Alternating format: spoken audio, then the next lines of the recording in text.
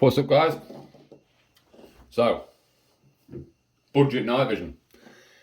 Is it worth buying? Is it not worth buying? Is it any good? Let's have a quick look. Let's see. Not going to be a massive long video because I ain't got massive long loads of time. But yeah, first impressions. I've had this unit for about a week. In fact, it's exactly a week. No, it isn't. No, it's not exactly a week. A little bit less. But yeah, I've had this for about a week.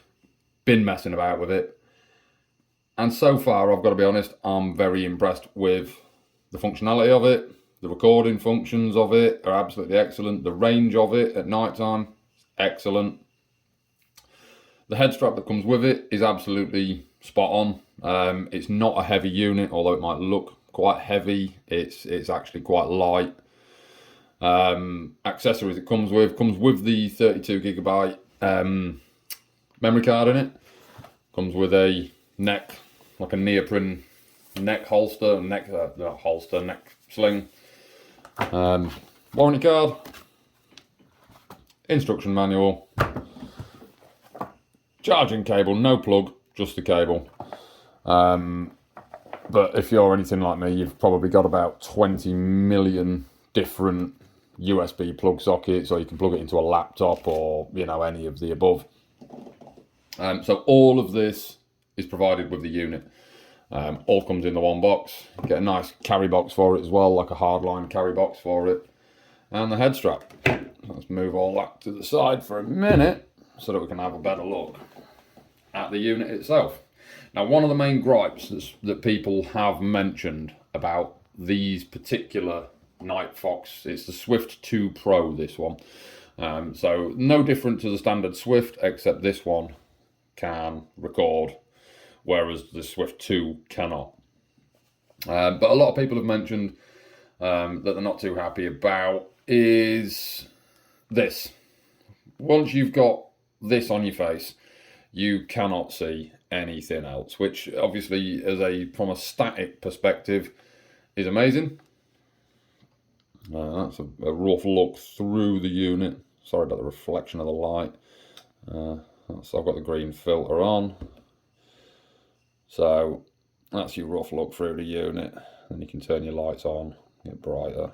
5 different IR settings on it. Back to standard day sort of mode. And then, like I say, there's your nighttime, there's your night filter or lunar filter. You can record, you can play back on it. You can do everything you want and see in the dark. Manual focus at the bottom. Built-in battery, I believe it's an 18650. On the original Swift, it was non-changeable. This one is changeable with one screw. So if you did want to carry more than one batteries, the battery life's about 5 hours. You could carry more than one battery and just swap them out. But that one is fully rechargeable. But yeah, one of the main gripes that people have had, so I've heard with these, is the depth perception when using the unit. Because it's obviously it's 1 times magnification, but it is relayed through a screen. So although it is only 1 time magnification, the depth perception, so like the reach depth and things like that for door handles, mag changes, things like that, while you're looking directly through the unit, is a little bit off. I won't say it's difficult. I've managed to sort of get used to it almost just by use. So just by walking around the house at night time with the unit on, I've managed to get just about used to it. But yeah, I have found a little trick as well. Me personally, if you grab hold of the sides and literally fold it in on itself, push the corners in. When it's mounted and I'm using a rifle, I do that.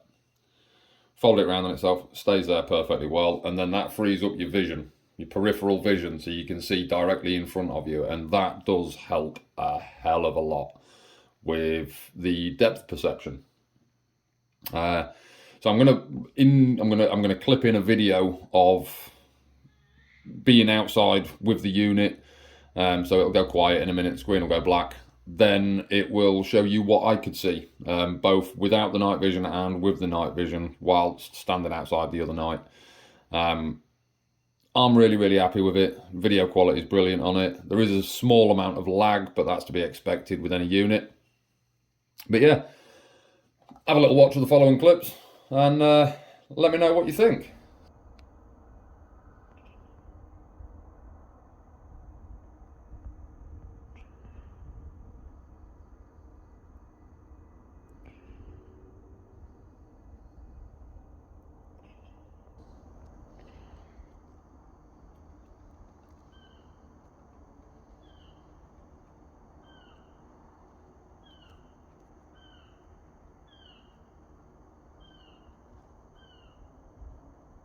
So that's a quick rundown review of the Swift 2 Pro.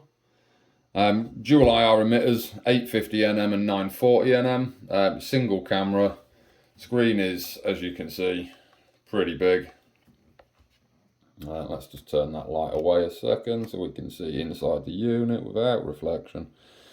So that's what you can see. I think you can see without, that's what you can see with. And then obviously night vision as per that.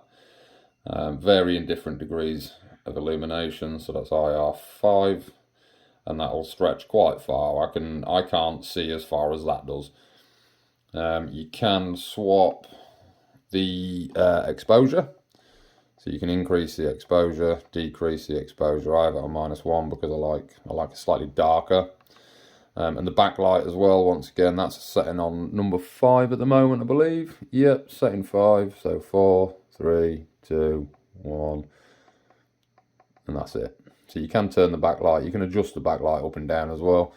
As I say, you can record, playback. You can also have it in a white light filter. So if you so chose, let me see if I can show that. Night filter, black and white.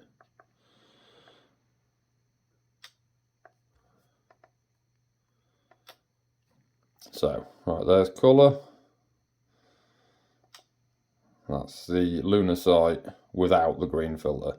Obviously the green filter is there to protect your eyesight, or your eye's natural night vision. So when you're using it at night time, use it with the green filter on it, and then when you take your eyes away, that preserves the eye's natural night vision. And you'll be able to see better without them. Not obviously as well as you can with them, but you'll still be able to make out things, whereas with a white filter, all you'll see is black when you take them off. But yeah, so there we have it. That is the NIGHTFOX Swift Pro 2, or Swift 2 Pro rather. Also comes with a dovetail mount for the L4G24 NODS optic mount. For like a fast helmet or, what have you, any kind of military application. Yeah, if you're thinking about buying one and you haven't quite made up your mind yet, I ummed and ahed for ages about, do I bother buying a cheap digital unit, or do I save up and buy a proper PVS 14 or a PVS 30, any of the, actual phosphor tubed items? And I waited so long because I couldn't decide whether I wanted to spend 200 quid and potentially waste it, or spend 1,500 quid and potentially have somebody shoot the end out of it.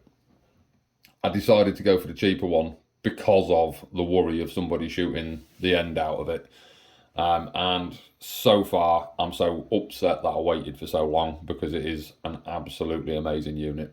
As I say, it will never be quite as good as, phosphor NODS.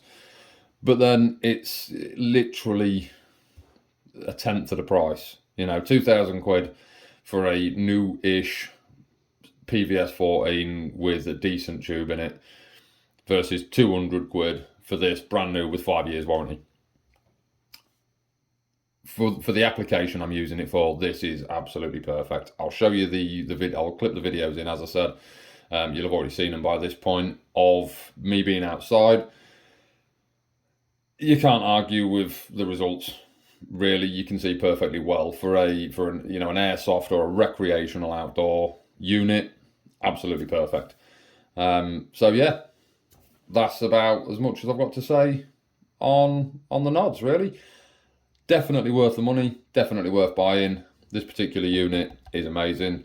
I have got access to a NIGHTFOX Prowl as well, so I'm going to compare the two at some point in the near future. I'm going to have them side by side and sort of talk about the pros, the cons of the NIGHTFOX Prowl versus the Swift 2.